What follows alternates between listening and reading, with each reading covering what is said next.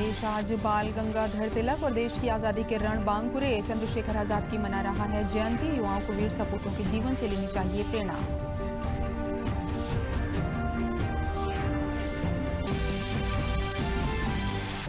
प्रदेश में कल 54,000 से अधिक कोरोना संक्रमितों की हुई जांच। प्रतिदिन 1 लाख लोगों की जांच करने का लक्ष्य। 24 घंटे में मिले 2,529 मरीज।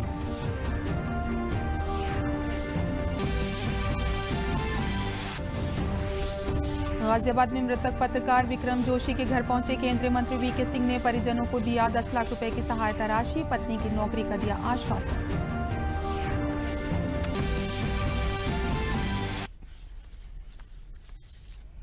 नमस्कार, मैं हूं तरन्नुम रिजवी। अब समाचार विस्तार से। केंद्रीय गृह मंत्री अमित शाह ने दिल्ली में अपने आवास पर वृक्षारोपण कर वृक्षारोपण अभियान 2020 का शुभारंभ किया। इस मौके पर केंद्रीय कोयला एवं खान मंत्री प्रहलाद जोशी भी मौजूद रहे।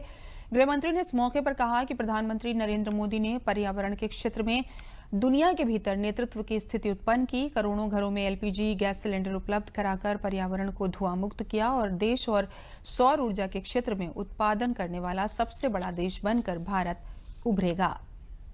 प्रधानमंत्री जी ने पर्यावरण के क्षेत्र के अंदर दुनिया का नेतृत्व करने की स्थिति उत्पन्न करी है। 8 करोड़ घरों के अंदर धुआं दूर कर लकड़ियां और टहनियां और कंडे जलाकर जो माताएं बहनें रसोई करती थी, उनके स्वास्थ्य का तो नुकसान होता ही था, परंतु साथ में कार्बन डाइऑक्साइड का उत्सर्जन भी होता था। आज स्वच्छ ईंधन एलपीजी सिलेंडर देकर पर्यावरण की बहुत बड़ी सेवा की है। सौर ऊर्जा के लिए देश में भारत नेतृत्व करे, इस प्रकार की व्यवस्था खड़ी की है। देश दुनिया में सौर ऊर्जा के क्षेत्र में सबसे बड़ा उत्पादन करने वाले देशों में से एक होगा। वहीं केंद्रीय गृह मंत्री अमित शाह ने कहा कि 6 साल में प्रधानमंत्री के नेतृत्व में कोयला के क्षेत्र में कई कार्य किए गए हैं। साथ ही कोयला एवं खान मंत्री प्रहलाद जोशी ने यह भी कहा कि लगभग 16 करोड़ वृक्षारोपण किया गया, जो 25,000 हेक्टेयर भूमि पर लगाए गए हैं। लगभग 16 करोड़ हमने अभी तक ट्री प्लांटेशन किया है, वो 25,000 हेक्टेयर में। और इस बार विशेषतः हम 7,000 हेक्टेयर ब्रोकन एरिया में, मीन्स जहां खनन हुआ है, हम 1.7 करोड़ सैपलिंग बनाने का वो जो हमने वृक्षारोपण करने का निर्णय अभी हमने किया है। उत्तर प्रदेश में आगामी 28 जुलाई को जैव विविधता पर आधारित वृक्षारोपण का विश्व रिकॉर्ड बनाने के लिए मॉक ड्रिल द्वारा क्षमता का आंकलन किया गया। मॉक ड्रिल के परिणाम सकारात्मक रहे। इस दौरान पाई गई कमियों को दूर करने के प्रयास किए जा रहे हैं। मुख्य वन संरक्षक श्री मुकेश कुमार ने जानकारी देते हुए बताया कि 28 जुलाई को विश्व रिकॉर्ड के लिए जैव विविधता पर आधारित प्रदेश में अधिकाधिक प्रजातियों का एक साथ विभिन्न स्थलों पर रोपण किए जाने की योजना है। इस रिकॉर्ड हेतु प्रदेश के 8 जनपदों यथा लखनऊ, सीतापुर, बाराबंकी, अयोध्या, मेरठ, बांदा तथा चित्रकूट में अलग अलग स्थानों पर एक साथ कुल 240 प्रजातियों का रोपण किया जाएगा। प्रत्येक स्थल पर 30 प्रजातियों के 12 पौधे लगाए जाएंगे। इस प्रकार 8 स्थलों पर 240 प्रजातियों के 2,880 पौधे लगेंगे। महान क्रांतिकारी चंद्रशेखर आजाद और बाल गंगाधर तिलक की आज जयंती है। पूरा देश अपने महान सपूत के संघर्ष और बलिदान को याद कर रहा है। उपराष्ट्रपति वेंकैया नायडू ने ट्वीट कर उन्हें याद कर लिखा कि आज जुलाई 23 को भारत के 2 महान सपूत बाल गंगाधर तिलक और चंद्रशेखर आजाद की जन्म जयंती है। मुझे लगता है युवाओं को देश की आजादी के लिए उनकी जिंदगी और बलिदान को पढ़ना चाहिए। साथ ही उपराष्ट्रपति वेंकैया नायडू ने अपने ट्वीट में कहा कि आज हम इन बहादुरों को अपनी श्रद्धांजलि अर्पित करते हैं और इस महान देश के लिए उनके सपनों को साकार करने के लिए कड़ी मेहनत करने का संकल्प लेते हैं। अमर शहीद चंद्रशेखर आजाद की जन्म जयंती के अवसर पर विलक्षण युवा नायक की स्मृति को मैं सादर नमन करता हूं। राष्ट्र के समक्ष ऐसे उदात्त आदर्शों के प्रणेता लोकमान्य बाल गंगाधर तिलक की जन्म जयंती पर आदर्श पुरुष के यश और उनकी पुण्य स्मृति को सादर प्रणाम करता हूं।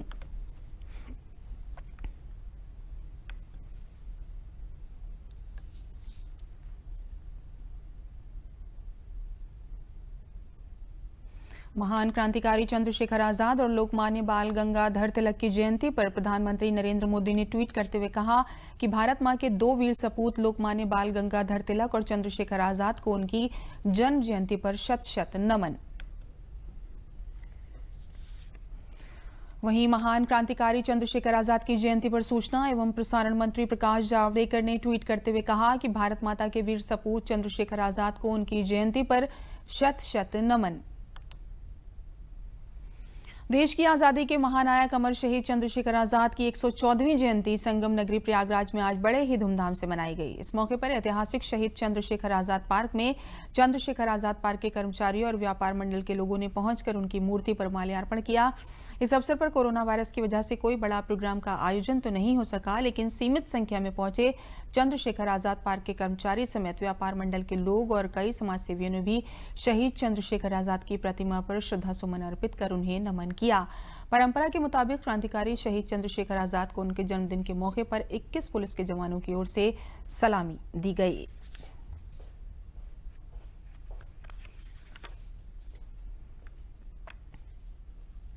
कि किन के कदमों के निशानात हैं इन राहों में, मेरे पाँव में जो ठोकर की तरह लगते हैं। इन लोगों के संघर्ष और बलिदान के जो निशानात हैं इन कदमों में, इनके शहीद स्थल के रूप में जब हम यहाँ पे आते हैं और इनको देखते हैं तो एक बार हम ठिठक करके पुनः अपने कर्तव्यों की तरफ मुड़ते हैं कि हम इस देश के लिए, इस समाज के लिए क्या कर रहे हैं। जिन्होंने अपने प्राणों को निसर्ग कर दिया इतनी कम उम्र में, तो हम सब प्रत्येक भारतीय का यह कर्तव्य होता है कि हम इस देश को गौरवशाली परंपरा को निभाते हुए इसे उत्तरोत्तर विकास की तरफ ले जाएं और उन सभी धारणाओं से आज़ाद करें। आज़ादी सिर्फ राजनीतिक नहीं होती है, आज़ादी धार्मिक भी है, आज़ादी धारणाओं से भी है। इन समस्त धारणाओं से के विपरीत इसके पार जा कर के हम वह सत्य का दर्शन कर सकें, ये इनका निर्देश था, ये इनके आदर्श थे। मैं चाहता हूँ कि प्रत्येक जनमानस इस आदर्श को लेकर के जिए और आगे बढ़े। अपर मुख्य सचिव गृह अवनीश अवस्थी ने कहा कि मुख्यमंत्री के निर्देश पर कल 54,000 से अधिक टेस्ट किए गए हैं। इन टेस्ट को 1 लाख प्रतिदिन तक ले जाना है। रैपिड एंटीजन टेस्ट घर घर जाकर किया जा रहा है। लोग स्वतः टेस्ट कराएं जिससे बीमारी को रोका जा सके। संक्रमित लोगों को L1, L2 अस्पतालों में चिकित्सा के लिए रखा जाए। जो लोग होम आइसोलेशन में रहना चाहते हैं वो निर्धारित मानक का पालन करके घरों में रह सकते हैं। लखनऊ में डोर टू डोर कैंपेन चलाकर कोरोना संक्रमण की जांच की जाएगी। उत्तर प्रदेश कोरोना संक्रमण की जांच के मामले में दूसरे स्थान पर आ गया है। जो एंटीजन रैपिड एंटीजन टेस्ट है, जिसमें समय भी कम लगता है और जिसमें किसी भी स्थान पर जाकर इस कार्य को किया जा सकता है, तो इसको काफ़ी हद तक बढ़ाने का निर्देश दिया गया है। ये जो रैपिड एंटीजन टेस्ट है, इसके क्रम में जहां पूरा सर्वेलेंस हो रहा है, वहां पर भी घर घर जाकर जो है इस टेस्ट को टेस्टिंग की एक प्रॉपर मोबाइल यूनिट लगाकर की जा सकती है। माननीय मुख्यमंत्री जी ने कहा है कि हम टेस्टिंग को और बढ़ाएं। टेस्ट करके जो भी कहीं संक्रमित हैं उनको proper L1, L2 facility, L3 facility में, अथवा यदि वो होम आइसोलेशन में रहना चाहते हैं तो होम आइसोलेशन में रखने की व्यवस्था, अगर वो नॉन सिम्टोमेटिक हैं तो इसकी भी व्यवस्था की जाए। लखनऊ में विशेष रूप से डोर टू डोर अभियान अब शुरू कर दिया गया है और इसी आधार पर टेस्टिंग को जो बढ़ाकर कार्य किया गया है, ये काफ़ी संतोषजनक है और हम ये कह सकते हैं कि पूरे देश में अब यूपी जो है लगभग दूसरे स्थान पर जो है टेस्टिंग में आ गया है और कोशिश हमारी ये होगी कि उत्तर प्रदेश को टेस्टिंग में अग्रणी स्थान पर पूरे देश में ले जाया जाए। प्रमुख सचिव स्वास्थ्य अमित मोहन प्रसाद ने बताया कि इस समय कोरोना संक्रमण के एक्टिव मरीजों की संख्या 21,003 है। 24 घंटे में कोरोना संक्रमण के 2,529 मामले सामने आए हैं। अब तक प्रदेश में 35,803 लोग स्वस्थ हो चुके हैं तथा 1,298 लोगों की मृत्यु हो गई है। आइसोलेशन वार्ड में 21,018 लोगों को रखा गया है। 4,441 लोगों को क्वारंटीन किया गया है, जिनकी जांच के बाद उन्हें उपचार के लिए भेजा जाएगा। कल 54,897 लोगों की जांच की गई है। अब तक प्रदेश में 16,54,651 लोगों की जांच की जा चुकी है। जांच का दायरा बढ़ाने के लिए काम किया जा रहा है। सैंपलिंग के लिए हर जिले में व्यवस्था की गई है जिससे लोगों की जांच की जा सके। विगत 24 घंटों में संक्रमण के 2,529 नए प्रकरण सामने आए हैं। इस समय प्रदेश में एक्टिव इन्फेक्शन के केसेस की कुल संख्या 21,003 है। जो लोग संक्रमित होने के पश्चात पूर्णतः उपचारित होकर डिस्चार्ज किए जा चुके हैं, उनकी संख्या अब बढ़कर 35,803 हो गई है। कोरोना वायरस से संक्रमित व्यक्तियों में से कुल 1,298 लोगों की अभी तक मृत्यु हुई है। आइसोलेशन वार्ड्स में इस समय 21,018 लोगों को रखकर उनका इलाज करवाया जा रहा है और 4,441 लोग फैसिलिटी क्वारंटाइन में लाए गए हैं। कोरोना महामारी के इस काल में डॉक्टरों, पुलिसकर्मियों और पत्रकारों ने निरंतर अपने कर्तव्यों का निर्वहन किया है। इस दौरान कई डॉक्टरों, पुलिसकर्मियों और पत्रकारों को भी कोरोना ने अपनी चपेट में ले लिया। एक पत्रकार गौरव वर्मा भी हैं जिन्हें काम के दौरान कोरोना संक्रमण हो गया था, जिनके कोरोना पॉजिटिव पाए जाने के बाद अस्पताल में भर्ती कराया गया, जहां गौरव ने डॉक्टरों की निगरानी में और उनके मार्गदर्शन में अपना इलाज कराया। उन्होंने कहा कि इस दौरान उन्हें डर पर नियंत्रण रखते हुए योग किया और कुछ दवाइयों का प्रयोग करते हुए वे जल्द ही इससे ठीक हो गए। गौरव बताते हैं कि कोरोना होने पर भयभीत होने की जरूरत नहीं है, बस संयम रखते हुए अपने पर नियंत्रण रखें और डॉक्टरों के बताए हुए निर्देशों का पालन करें। गौरव अब बिल्कुल स्वस्थ हो चुके हैं और अपनी पुरानी दिनचर्या में लौट भी आए हैं। उन्होंने बताया कि संक्रमित हो चुके लोगों में एंटीबॉडीज डेवलप हो जाते हैं, ऐसे में उन्हें अपना प्लाज्मा जरूर दान करना चाहिए। उन्होंने कहा कि जल्द ही वो भी अपना प्लाज्मा दान करेंगे। मेरे ऑफिस में हमारी एंकर हैं शिवानी पांडे, उनको कोरोना हुआ था, तो उस वजह से हमारे ऑफिस में सभी की जांच हुई, जिसमें कि हम 9 लोग संक्रमित पाए गए थे। और मैं आपसे इतना कहना चाहता हूं दूरदर्शन की टीम से कि कोरोना कोई बहुत बड़ी बीमारी नहीं है। मैं 12 दिन लोहिया हॉस्पिटल में रह के आया। जिस तरीके से डॉक्टरों का व्यवहार और डॉक्टर जिस तरीके से हमारा ट्रीटमेंट किए हैं, हम लोग को देखे हैं, और खाने पीने की सुविधा बहुत अच्छी है। और मैं उत्तर प्रदेश सरकार माननीय योगी आदित्यनाथ जी का भी बहुत बहुत धन्यवाद ज्ञापित करूंगा, क्योंकि उन्होंने बहुत अच्छी सुविधा दी है। जनपद संभल की चंदौसी में कोरोना सर्वाइवर ने कहा कि कोरोना से डरने की जरूरत नहीं है। क्वारंटाइन सेंटर में मिली सुविधाओं को अच्छा बताते हुए कहा कि उत्तर प्रदेश सरकार द्वारा कोरोना के मरीजों को दी गई सुविधाओं से वे पूरी तरह संतुष्ट हैं। उन्होंने इसके लिए सरकार का धन्यवाद भी दिया है। कोरोना संक्रमित आबाद मियां कुरैशी ने कहा कि मुझे कोरोना पॉजिटिव की रिपोर्ट आई तब मैं थोड़ा डर गया था, फिर मुझे मुरादाबाद के TMU अस्पताल में भर्ती कराया गया। वहां पर डॉक्टर ने मेरे स्वास्थ्य के बारे में पूछा तो उससे मेरा मनोबल बढ़ा। वहां पर हमारा खाने पीने का भी अच्छा ध्यान रखा गया, जिसके लिए मैं सरकार को धन्यवाद देना चाहूंगा। अब 10 दिन बाद मैं पूर्णतः स्वस्थ होकर घर आ गया हूं, तो लोगों से कहना चाहूंगा कि कोरोना से डरने की कोई जरूरत नहीं है, बस एहतियात रखने की आवश्यकता है।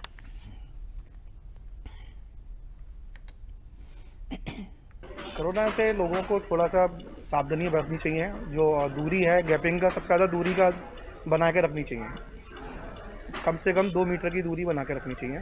और कोई बीमारी से आदमी जब स्टार्टिंग में नाम सोचता है कि कोरोना हो गया तब डर लगता है, पर वो बीमारी ऐसी बड़ी कोई बीमारी नहीं है। जब हॉस्पिटलाइज में होते हैं तो लोगों को 50% ऐसे लोग मिलते हैं जिनमें लक्षण भी नहीं होते, और उनको देख के ना हिम्मत बढ़ती है। और जो अपने अगर को कोई लक्षण भी होते हैं तो वो उन लोगों से हिम्मत बढ़ती है अपनी। सरकार की तरफ से सुविधा भरपूर है, थोड़ा सा जो स्टाफ है उनमें थोड़ा सा डर की भावना है, इसलिए वो थोड़ा सा पीछे रहते हैं। बाकी की सरकार की तरफ से पूरी सुविधा है। सुबह को आप 20 से 25 मिनट कपाल भारती, अनुलोम विलोम और उज्जयी प्रणाम करते रहिए। आपके शरीर में जो कोरोना नाम का संक्रमण जो आपके लंग्स वगैरह पे अटैक करेगा, मैं उसका प्रमाण हूँ।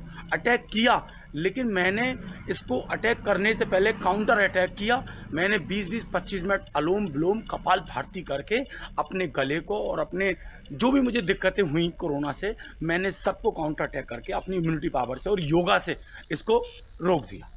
मैं इस विषय पर यह कहना चाहूँगा कि किसी भी जनता के आदमी को घबराने की इससे ज़रूरत नहीं है। हौसला रखना चाहिए और हमें अच्छा ट्रीटमेंट मिला TMU की तरफ से। और जो था, मुझे निमोनिया का थोड़ा असर हो गया था, थोड़ी सी मुझे सांस में भी प्रॉब्लम थी, तो मैंने अपने आप को जाके चेकअप कराया जिला अस्पताल संभल। उसके बाद मुझे TMU भेज दिया गया। TMU जाने के बाद मुझे ट्रीटमेंट मिला अच्छा ट्रीटमेंट मिला, जिससे कि मैं सही होकर अपने यहाँ 6 तारीख को घर पर आ गया। गाजियाबाद में पत्रकार की हत्या के पश्चात आज बीजेपी से केंद्रीय राज्य मंत्री जनरल वीके सिंह मृतक पत्रकार विक्रम जोशी के घर उनके परिजनों से मिलने के लिए पहुंचे। उन्होंने परिवार को सांत्वना दी तथा पूरे परिवार का ढांढस भी बताया। जनरल वीके सिंह ने उत्तर प्रदेश सरकार द्वारा प्रदान की गई सहायता की धनराशि 10 लाख रुपए का चेक उनके परिजनों को प्रदान किया। केंद्रीय मंत्री ने उनकी पत्नी को सरकारी नौकरी एवं बच्चों को मुफ्त पढ़ाई का आश्वासन भी दिया। पूरे घटनाक्रम पर उन्होंने गहरा दुख जताते हुए दोषियों को कड़ी सजा दिलाने का भरोसा भी दिया। इस मौके पर उन्होंने कहा कि पूरा का पूरा शासन और प्रशासन उन अपराधियों के खिलाफ है। 9 अपराधी पकड़े जा चुके हैं और जो एक बचा है उसको भी पकड़कर सख्त से सख्त कार्रवाई की जाएगी।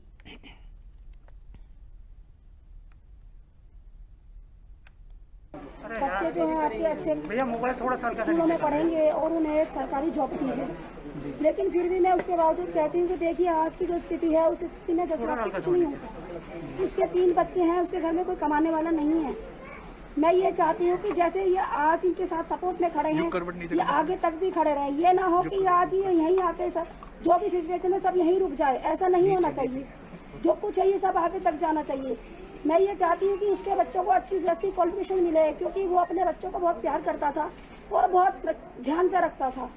अगर वो शायद होता तो अपने बच्चों के लिए पता नहीं क्या करता, शायद हम लोग नहीं कर पाएंगे। बहुत दुखद घटना है और इस दुखद घटना की जितनी भी भर्त्सना की जाए वो कम है। लेकिन एक चीज जो आपने देखी होगी, पूरा का पूरा शासकीय तंत्र इस घटना के अंदर जो अपराधी हैं उनके खिलाफ 9 अपराधी पकड़े जा चुके हैं, एक बचा हुआ है, वो भी जल्दी पकड़ा जाएगा और उनके ऊपर सख्त से सख्त कार्रवाई होगी। उन्नत भारत अभियान के तहत सामाजिक पहल करते हुए आईआईटी कानपुर द्वारा गांव की महिलाओं से उन्नत गुणवत्ता वाले मास्क बनवाकर सीधे ग्राहकों से जोड़ दिया गया। गांव में बनाए जा रहे मास्क रोज कैंपस में लाए जाते हैं, जहां इन्हें सैनिटाइज और पैकेज करके लोगों तक पहुंचाया जाता है। पिछले 3 माह में हजारों मास्क मार्केट में दिए जा चुके हैं। उन्नत भारत अभियान के तहत आईआईटी कानपुर की समन्वयक रीता सिंह के अनुसार उन्नत मास्क को आईआईटी कानपुर की देखरेख में तैयार किया गया है और ग्राहकों ने इसको इसलिए पसंद किया है क्योंकि ये क्वालिटी मास्क है और इस प्रोजेक्ट का सभी लाभ ग्रामीण महिलाओं को दिया जा रहा है।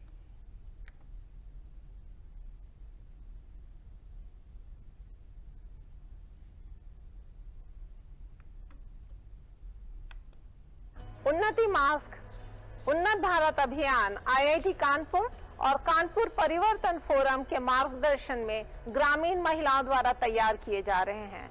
टीम की प्राथमिकता थी हाई क्वालिटी। हमारा जो इनिशिएटिव है गांव से निकल के शहर तक कैसे हम लोकल टू वोकल बना पाए, इसके ऊपर पूरा ध्यान देते हुए हमने ये जो मास्क बनाया है, इस मास्क की खूबी ये है कि ये वॉशेबल भी है और इसके साथ साथ इसमें जो ई स्पिन की सील लगी है स्टैटिक चार्ज के साथ लगी है, ताकि हम एंटीवायरल और एंटीबैक्टीरिया के साथ इसको हर एक घर तक, हर एक व्यक्ति तक, हर एक आदमी तक पहुंचा सके। एमएसएमई मंत्रालय के खाद्य और ग्रामोद्योग आयोग की पूर्व यूनिट सेवापुरी में स्थित है। खाद्य और ग्रामोद्योग आयोग इस परिसर में जहां प्रधानमंत्री के स्वदेशी नारे को बढ़ावा दे रहे हैं, वहीं इस यूनिट के आसपास के गांव की महिलाओं को भी रोजगार मिल रहा है। देखिए खास रिपोर्ट। सेवापुरी यह जगह है वाराणसी से 22 किलोमीटर दूर, वाराणसी संसदीय क्षेत्र का। यह एमएसएमई मंत्रालय के खादी और ग्रामोद्योग आयोग का एक यूनिट है। आप देख सकते हैं कि ये महिलाएं हैं यहाँ पर जो सोलर चरखे से सूत काटती हैं और अपना आय, क्योंकि आसपास के गांव की महिलाएं हैं, ये अपना काम खत्म करने के बाद यहाँ पे आती हैं और ये भी एक इनके आय का स्रोत है। इसके अलावा ये जो महिलाएं हैं, इनको रोज अपना घर का काम खत्म करने के बाद 4-5 घंटे के लिए आकर यहाँ पे सूत काटने का जो पैसा मिलता है वो इस परिवार में इनके सहयोगी साबित होता है। हम यहीं कह रहते हैं, हम महीने का में 20 दिन काम करते हैं। 20 दिन में 2000, 1500, 2500 तक काम कर लेते हैं। जितना जैसे हम लोग आए उतना ही काम करते हैं। पास के कतवारूपुर गांव से आती हूँ और महीने में मैं 2000, 2500 तक कमा लेती हूँ और यहाँ मैं कभी 9-10 बजे 10:30 बजे जब मुझे टाइम मिलता है अपने घर का काम करके तब मैं आ जाती हूँ। मैं अपना घर का काम सब निपटा कर, यही पास में गांव है मेरा, वहाँ से अपना घर का काम सब निपटा कर यहाँ पर आती हूँ काम करने और अपने घर के खर्च में भी अपना हाथ बटाती हूँ और 200 मतलब जो सूद है वो काट करके 2-3 घंटे में थोड़ा पैसा वो हो जाता है जो घर के खर्च में काम आ जाता है। यहाँ पे स्लोगन है Khadi India, Khadi for nation, जो प्रधानमंत्री जी की सोच है कि आत्मनिर्भर बने, local to global, local to vocal. ये जो यहाँ पे स्लोगन दीवारों पे लगे हुए हैं वो यहाँ के सांसद और देश के प्रधानमंत्री की सोच को दर्शाते हैं, जिनमें इन महिलाओं का जो योगदान है, जो इनकी भागीदारी है, वो परिवार से लेकर गांव से लेकर देश तक दिखाई दे रही है। प्रधानमंत्री के संसदीय क्षेत्र वाराणसी का एक नवयुवक जंगमबाड़ी निवासी विजय कुमार ने प्रधानमंत्री के मार्च में मन की बात सुनने के बाद लोगों को काढ़ा देना शुरू किया था। कोरोना बीमारी से लड़ने के लिए क्षेत्रीय लोगों व पुलिस फोर्स के जवानों को मुफ्त में 15-16 जड़ी बूटियों को मिलाकर काढ़ा दिया करता था। आज काढ़े से लोगों को फायदा देखकर उस युवक ने लोकल फॉर वोकल के प्रधानमंत्री के आह्वान को मजबूती देने के लिए अपनी चाय की दुकान बंद करके उसकी जगह इस आयुर्वेदिक काढ़े को बनाकर बेच रहा है। इस काढ़े को लोग बहुत पसंद कर रहे हैं और लगभग 400-500 कप काढ़ा 10 रुपए प्रति दर के हिसाब से बिक रहा है। लोग बनारस के कोने कोने से इस काढ़े को पीने के लिए विजय की दुकान पर आते हैं। जो नहीं आ पाते हैं उनको विजय होम डिलीवरी की सुविधा प्रदान करता है।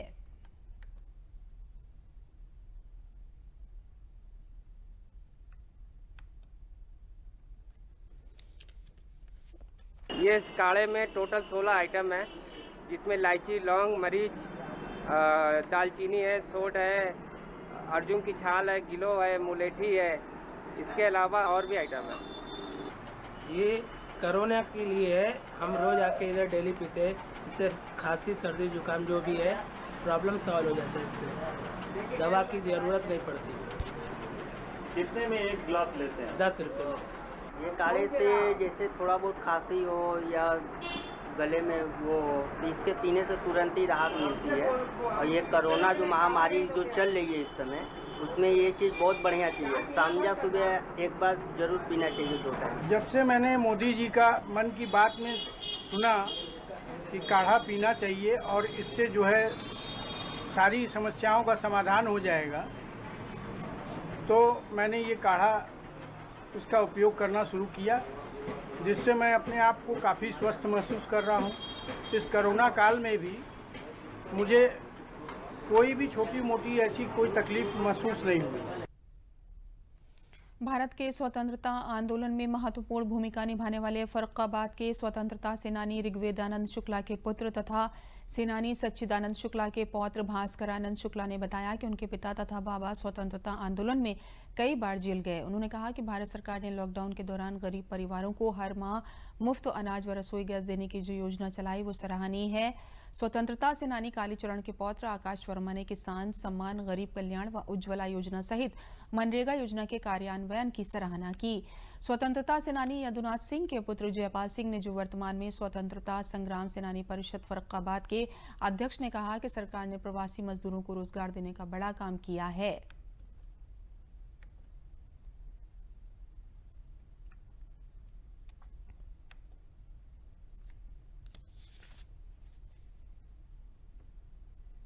और मेरे बाबा जो कि स्वतंत्रता संग्राम सेनानी थे, पंडित कालीचरण शर्मा हैं।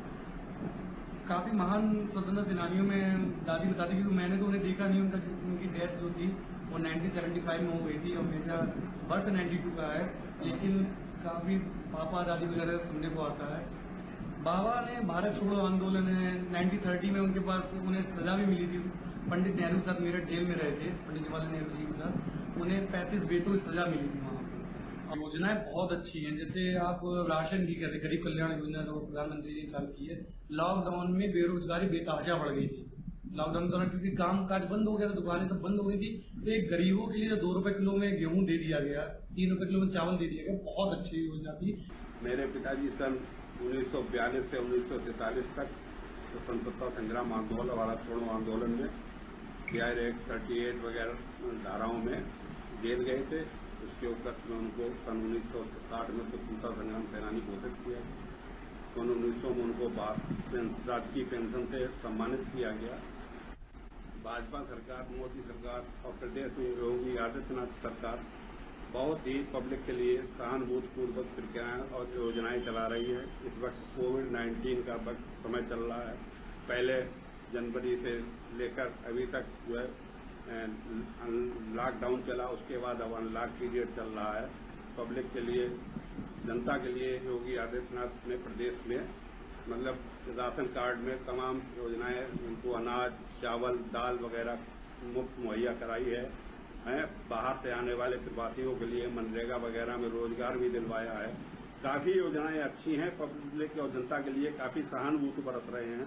मेरे पिताजी और मेरे बाबा, ये दोनों लोग गिर गए और हमारे परिवार की दशा बड़ी खराब हो गई थी उस समय भी, क्योंकि हम लोग छोटे छोटे सबसे बच्चे और अकेले रहने लगे हैं। पढ़ाई लिखाई का भी साधन अच्छा नहीं बन पाया, कोई नौकरी नहीं मिल पाई। कोरोना एक महान संकट का समय यह है और देश पर ये बहुत बड़ा संकट है। इसके लिए सरकार ने किसानों के लिए मदद की है, गरीबों के लिए की है, उनको राशन दिया है, किसानों को पैसा दिया है, वैसे मदद भी की है। केंद्रीय गृह मंत्री अमित शाह ने सोनभद्र के बीना कोयला परियोजना परिक्षेत्र में बन रहे बीना इको पार्क का शुभारंभ किया। वीडियो कॉन्फ्रेंसिंग के जरिए शुभारंभ करते हुए श्री शाह ने एक दिन में 6 लाख वृक्षारोपण करने के लिए भी कोयला मंत्रालय से जुड़े सभी लोगों को इस कार्य के लिए शुभकामना भी दी। इस इको पार्क में पर्यावरण संरक्षण से जुड़ी सभी प्रकार की चीजें मौजूद होंगी। साथ ही पर्यटन की दृष्टिकोण से पर्यटकों के लिए कॉटेज के भी निर्माण किए जाएंगे। इस संबंध में एनसीएल के जनसंपर्क अधिकारी राम विजय सिंह ने बताया कि ये परियोजना 2022 तक पूर्ण होने का अनुमान है, जिसमें सारी चीजें सुव्यवस्थित और पर्यावरण संतुलन के आधार पर होंगी।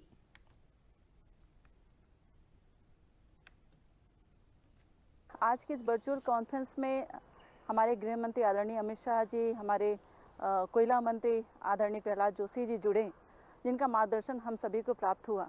और सबसे बड़ी और अच्छी बात यह है कि आज हम एक साथ पूरे कोल इंडिया की तरफ से 6 लाख पेड़ एक साथ आज हम लगाने का अभियान आज हमने लिया है।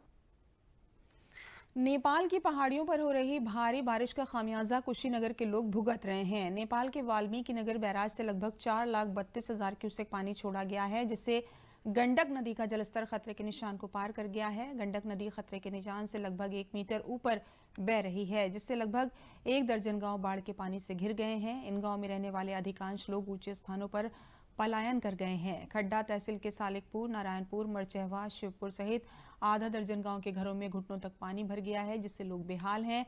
नारायणी नदी में आई बाढ़ की वजह से तमकुही राज तहसील क्षेत्र के एपी तटबंध के पिपरा घाट व नरवाजोत के उपाध्याय टोला, देवनारायण टोला, तवकल टोला, शिव टोला, बुटन टोला व अहिरौली दान के डी टोला में पानी घुसा है। अम्वा खास तटबंध के खैरटिया गांव और दियारा क्षेत्र के रखतैया, गोखुला, भगवानपुर, संपूर्णा नगर में घुटनों तक पानी घुसा है, जिससे लोग बेहाल हैं। देख ही लिए हैं आप, पूरे मड़े उड़े देख ले रहे हैं आप लोग।